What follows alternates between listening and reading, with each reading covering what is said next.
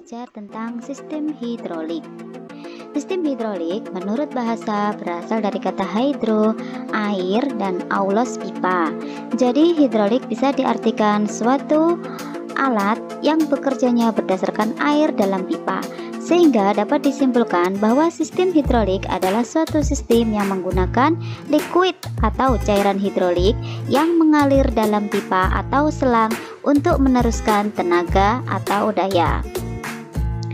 Sedangkan untuk prinsip hidrolik, prinsip yang digunakan pada sistem hidrolik adalah hukum Pascal, di mana pada minggu kemarin kita sudah belajar tentang hukum Pascal, yaitu benda cair yang ada di ruang tertutup apabila diberi tekanan, maka tekanan tersebut akan dilanjutkan ke segala arah dengan sama besar. Contohnya di sini adalah dongkrak mobil, di mana F1 adalah gaya, P1 adalah tekanan.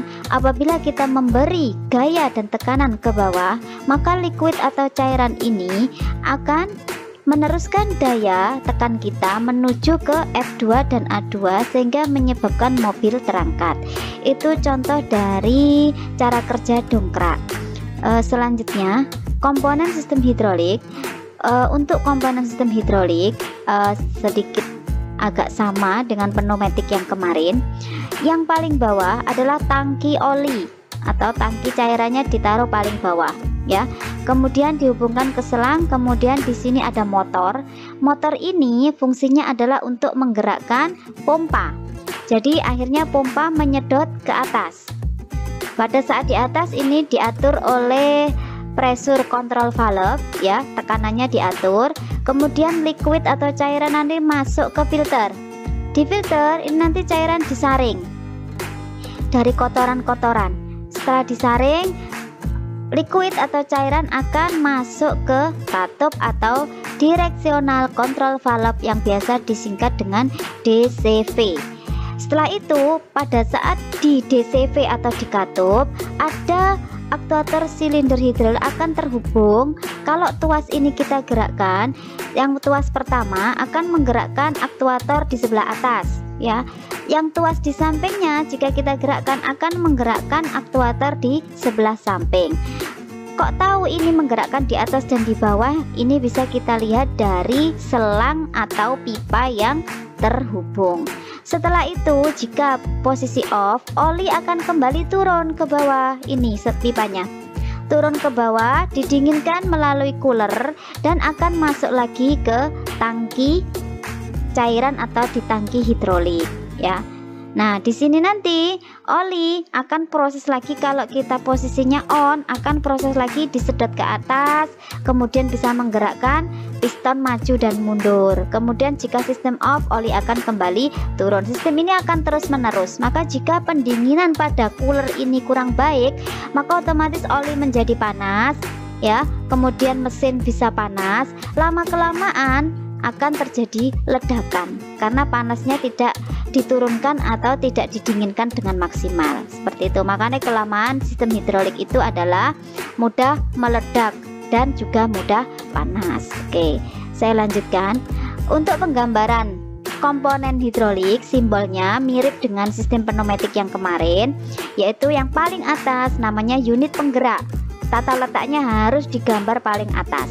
Kemudian yang kedua, unit pengatur, tata letaknya berada di tengah-tengah, ya. Kemudian unit tenaga adalah paling bawah. Karena komponennya agak banyak, jadi di sini untuk unit tenaga banyak sekali yang harus kita gambar. Mulai dari tangki hidrolik, simbolnya seperti huruf C, ya. Ini posisi tangki. Kemudian saringan, kemudian pompa, ya.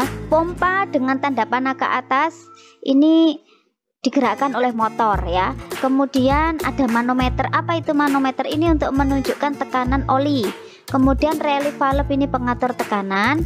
Kalau kita gambar, kita lihat di sebelah kanan, ini tata letaknya. Kalau kita pas gambar, kotak paling bawah namanya unit tenaga, terdiri dari tangki oli, saringan, motor, pompa, relief valve atau pressure relief valve. Ini indikator oli. ya, atau level oli.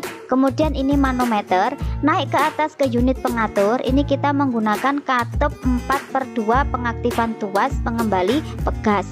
Langsung masuk ke ini namanya katup cekik atau katup pengatur aliran. Jadi aliran oli bisa kita setel longgar apa rapat. Kalau longgar berarti oli yang mengalir semakin banyak, kalau rapat berarti oli yang mengalir semakin sedikit.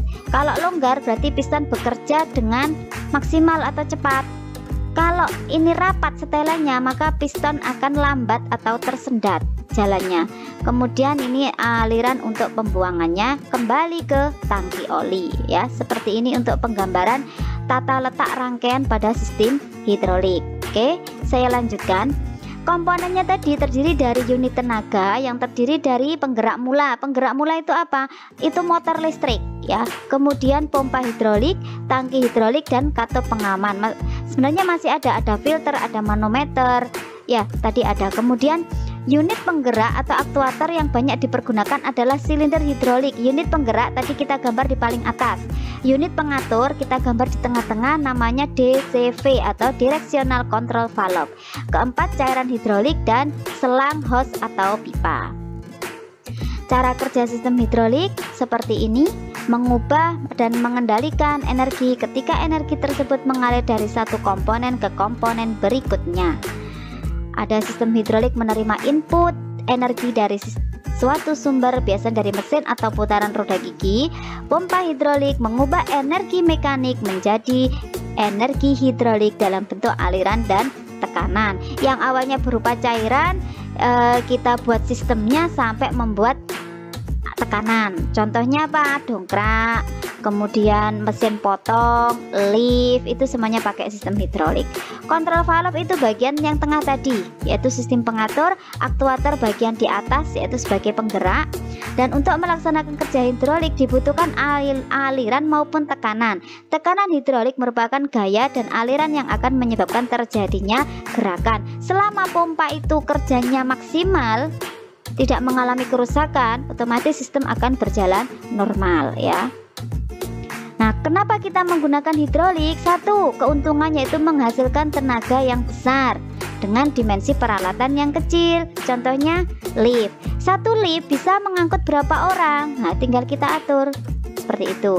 Seperti ekskavator yang biasanya kita pakai untuk pembangunan jalan raya, bagian untuk pengarukan seperti pakai ekskavator atau alat berat. Kecepatan gerak yang diatur bisa bervariasi. Pada sistem hidrolik bisa kita atur cepat, bisa kita atur lambat. Kemudian mudah diubah gerakannya, bisa gerakan menekan, mendorong, menggeser, memutar. Contoh penggunaan sistem hidrolik yaitu bulldozer. Kalian pasti sering lihat di jalan raya. Traktor sama car lift. Car lift itu biasanya untuk pengangkutan di mesin di pabrik-pabrik industri, ya, untuk pengangkutan barang-barang industri. Kemudian dongkrak hidrolik sering kita lihat di di bengkel tempat cuci mobil. Kemudian dump truck biasanya yang berisi pasir, kemudian nanti bak truknya terangkat seperti itu. Kemudian komponen-komponen kendaraan seperti power steering. Power steering itu seperti di setirnya mobil. Kalau mobil itu pakai setir power steering yang baik, otomatis pada saat kita putar, kita belokkan terasa ringan. Itu menggunakan sistem hidrolik. Kemudian rem. Pada saat kita ngerem dengan tenaga kecil tapi mobil kita bisa berhenti set. Nah, itu juga menggunakan sistem hidrolik. Ini adalah salah satu contoh sistem hidrolik sederhana yang bisa kita buat sendiri dan mungkin bisa kita lihat banyak di YouTube.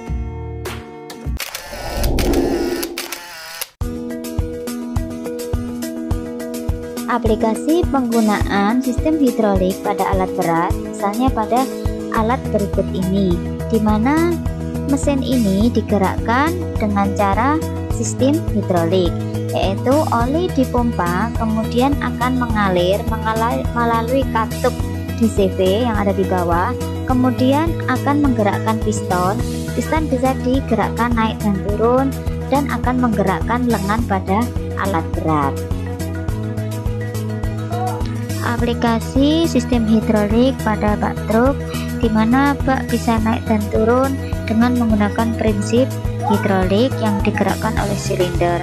Kemudian berikutnya aplikasi pada ranjang rumah sakit, di mana ranjang bisa disetel naik dan turun dengan sistem hidrolik. Selanjutnya aplikasi pada papan pengangkat, di mana papan pengangkat ini juga bekerja dengan menggunakan sistem hidrolik.